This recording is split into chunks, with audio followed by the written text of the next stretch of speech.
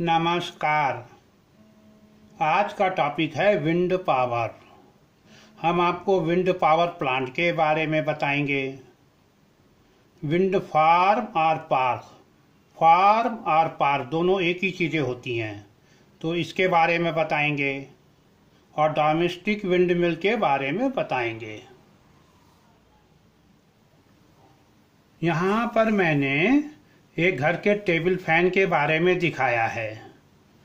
इसमें ये मोटर है जो कि एक स्टैंड पर है और यहाँ पर 3 पर लगे हैं हवा के लिए, और इस मोटर को 230 वोल्ट देते हैं। ये 230 वोल्ट सप्लाई सब स्टेशन के स्टेप डाउन ट्रांसफार्मर से आती है। यहाँ पे आप इलेक्ट्रिकल एनर्जी देते हैं, इधर आपको हवा मिलती है और इसकी ऊंचाई करीब 18 इंच होती है।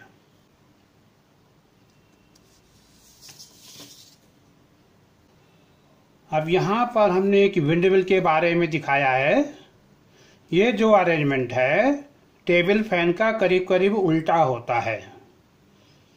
यहाँ पे मोटर है, यहाँ पे जनरेटर होता है, यहाँ पे 3 पर लगे हैं, इसको ब्लेड बोलते हैं, कहीं कहीं 2 भी होते हैं।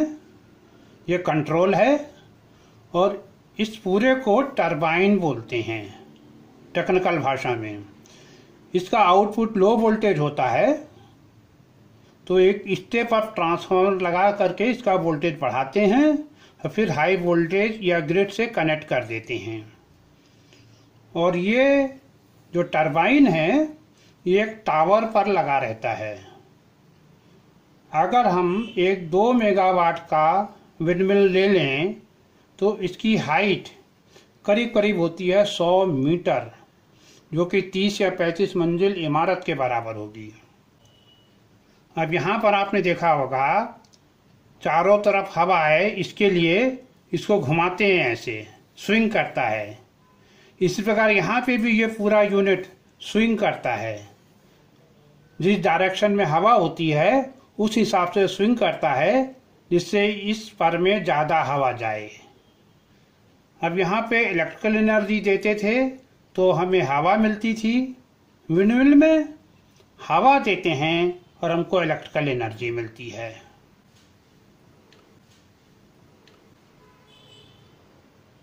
दूसरा अंतर है कि इसका जो पर है बहुत तेजी से घूमता है, लेकिन इसका पर बहुत धीमे घूमता है। मैंने कई विंडमिल विजिट की हैं आंध्र प्रदेश में, तमिलनाडु में, कर्नाटका में, तो ये इतना धीमे घूमता है कि आप गिन सकते हैं।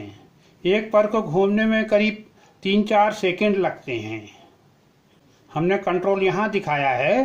कुछ कंट्रोल ऊपर होते हैं, कुछ यहाँ होते हैं या बाहर हो सकते हैं। कंट्रोल डिस्ट्रीब्यूट होते हैं। अब विंड पावर स्टेशन लगाने के लिए क्या क्या चीज़ें ज़रूरी हैं। पहला ज़रूरत है हवा। हवा तेज़ी से चलनी चाहिए और साल में ज़्यादा दिनों तक चलनी चाहिए। जितने ज़्यादा दिनों तक हवा चलती है किसी जगह में, वो जगह उतनी ही अच्छी होती है विंड मिल लगाने के लिए। दूसरा, लैंड की कास्ट कम होनी चाहिए।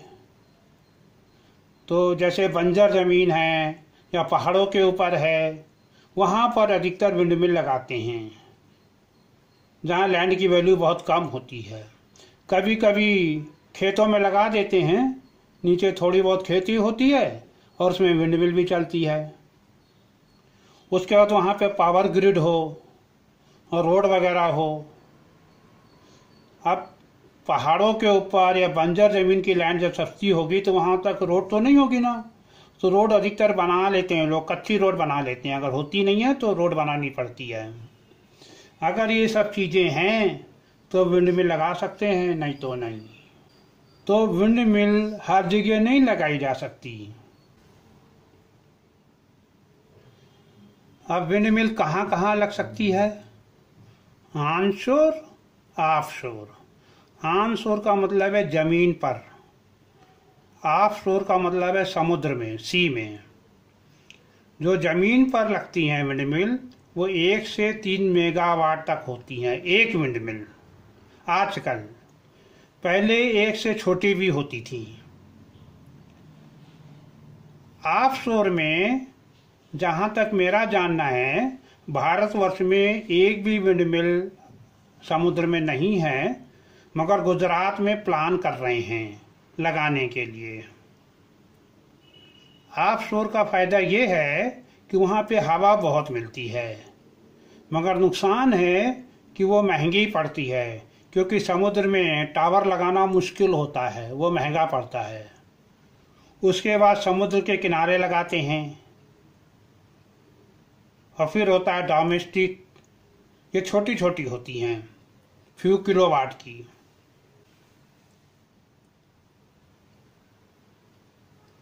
अब जो विंड मिल या विंड जनरेटर होता है उसके लिए सोर्स ऑफ एनर्जी क्या होती है? वो होती है kinetic energy of the air. जो हवा है जितनी तेज चलती है उसमें उतनी ज़्यादा काइनेटिक एनर्जी होती है। ये विंड जनरेटर एयर की काइनेटिक एनर्जी को इलेक्ट्रिकल एनर्जी में बदल देता है। अब ये कर्व विंड जनरेटर का पावर कर्व है। ये एक्सिस है विंड स्पीड मीटर पर सेकंड में, और ये पावर है जो हम जनरेट करते हैं। ये हमने एक एग्जाम्पल लिया है 2 मेगावाट विंड मिल का। ये कर्व थोड़ा अलग भी हो सकता है। तो देखिए, जब स्पीड विंड की 3 मीटर पर सेकंड से कम है तो पावर हमें नहीं मिल रही।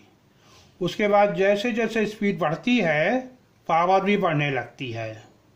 जब स्पीड 10 मीटर पर सेकंड हो जाती है तो आपको मैक्सिमम पावर मिलती है।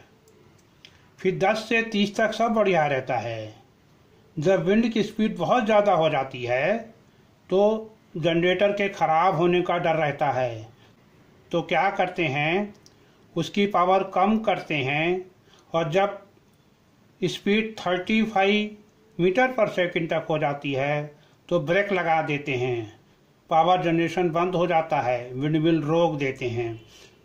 तो अब आप देखिए कि अगर विंड की स्पीड कम है तो भी आपको पावर नहीं मिल रही, ज़्यादा है स्पीड तो भी नहीं मिल रही। तो विंड की स्पीड रेंज में होनी चाहिए। अब विंड मिल में जो जनरेटर होता है 2 तरह का होता है, सिंक्रोनस, एसिंक्रोनस।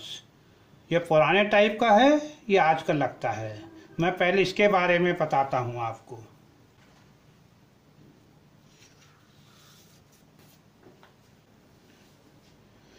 सिंक्रोनस जनरेशन में क्या होता है, जो टरबाइन स्पीड है उसका रोटेशन फिक्स होता है। तो इसका जो आउटपुट है जब ग्रिड से कनेक्ट करते हैं तो वोल्टेज, फ्रिक्वेंसी और फेस तीनों सिंक्रोनाइज होना चाहिए। मतलब ग्रिड का और इस जनरेटर का वोल्टेज, फ्रिक्वेंसी और फेस एक ही होना चाहिए, वरना विंड मिल को ग्रिड से कनेक्ट नहीं कर सकते। अब एसिंक्रोनस जनरेशन क्या होता है, उसमें क्या होता है, जो टरबाइन है उसकी स्पीड ऑफ रोटेशन वेरी होती है विंड स्पीड के हिसाब से, जिससे हमको मैक्सिमम पावर आउटपुट मिल सके। तो ये ज़्यादा इफ़िशियंट होते हैं।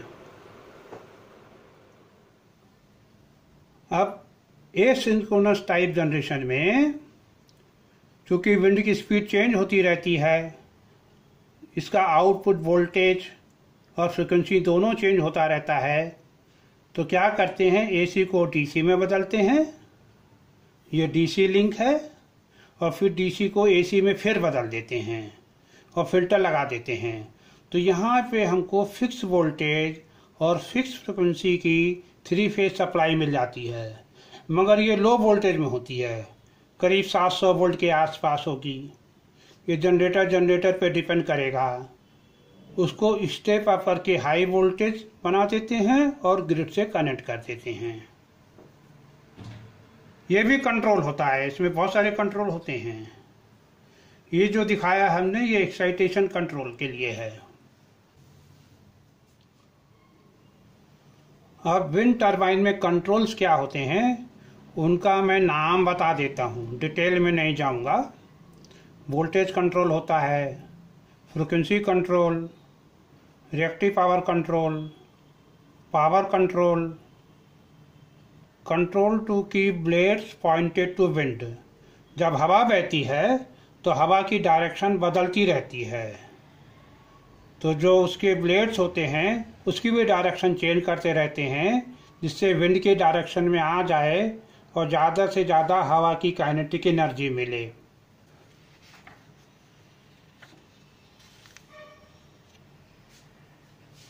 उसके बाद स्काडा होता है, स्टार्ट स्टॉप ब्रेकिंग होती है, ग्रिड कंट्रोल होता है, शॉर्ट टाइम पावर कंट्रोल होता है, फैक्ट होता है। ये कभी कभी होता है। जब विंड नहीं होती तो विंड टरबाइन के कंट्रोल को फैक्ट की तरह यूज कर सकते हैं। ये एक प्रकार के रिएक्टिव पावर कंट्रोल होता है या पावर फैक्टर कंट्रोल। मेजरमेंट्स होते हैं और बहुत से कंट्रोल होते हैं।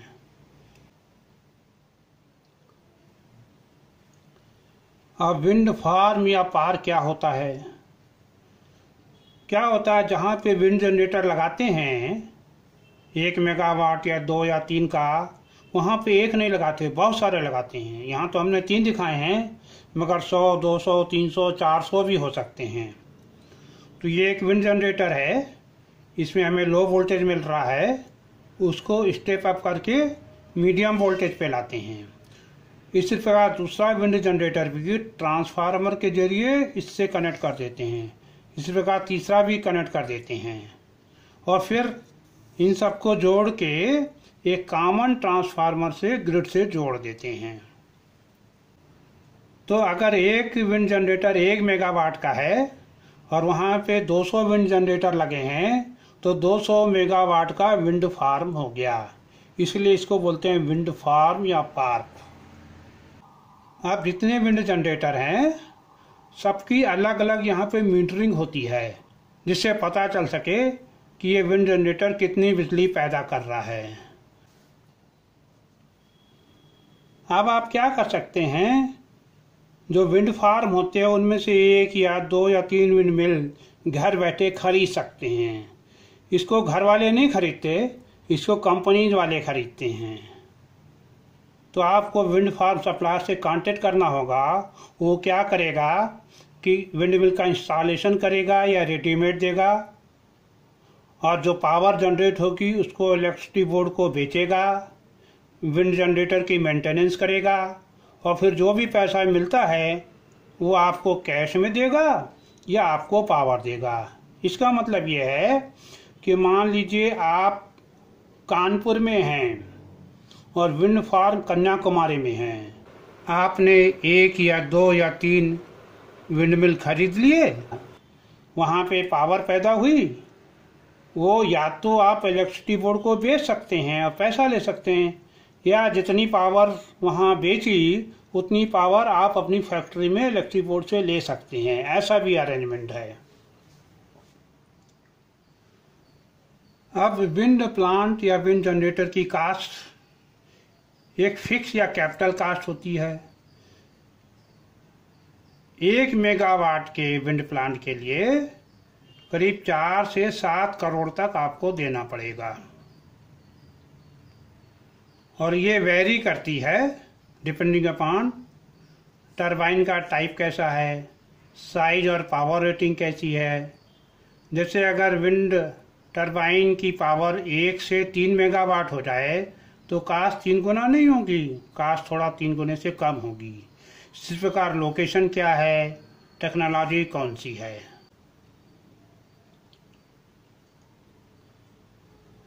अब डोमेस्टिक विंड मिल छोटी छोटी होती हैं, 1 किलोवाट, 2 किलोवाट, 5 किलोवाट, मगर ये आपके घरों में सब जगह नहीं लग सकती। जहाँ पे ज़्यादा विंड होती है वहीं लग सकती है। उसमें भी टरबाइन होता है, ब्लेड होता है, एक टेल होती है और ये स्टैंड होता है। ये छोटी छोटी होती है, इसकी हाइट ज़्यादा नहीं होती। अब इसमें 3 टाइप के कंट्रोल होते हैं, यहाँ हमने 2 दिखाए हैं। एक तो कंट्रोल होता है, उससे बैटरी चार्ज करते हैं और फिर ग्रिड इन्वर्टर लगा देते हैं। यहाँ पे हमें लो वोल्टेज मिलता है, फिर उसको ट्रांसफार्मर लगा के 230 वोल्ट ले आते हैं और 230 वोल्ट ग्रिड से कनेक्ट कर देते हैं। दूसरे टाइप में क्या होता है कि ये बैटरी नहीं होती, बिना बैटरी के भी आप कर सकते हैं। तीसरे टाइप में क्या है कि हम ग्रिड में नहीं लगाते, हम लोड दे देते हैं सीधा। उस केस में आपको बैटरी की ज़रूरत पड़ेगी, क्योंकि जो हवा होती है विंड, वो लगातार नहीं चलती, कभी चलेगी कभी नहीं चलेगी, तो आपको पावर हमेशा नहीं मिलेगी। तो इसीलिए एक बैटरी लगा देते हैं, कंट्रोल होता है, उससे बैटरी चार्ज करते हैं। उसके बाद प्योर साइन वेव इन्वर्टर लगा देते हैं और फिर ट्रांसफार्मर लगा के वोल्टेज को 230 वोल्ट ले आते हैं एसी, और यहाँ आप लोड दे सकते हैं।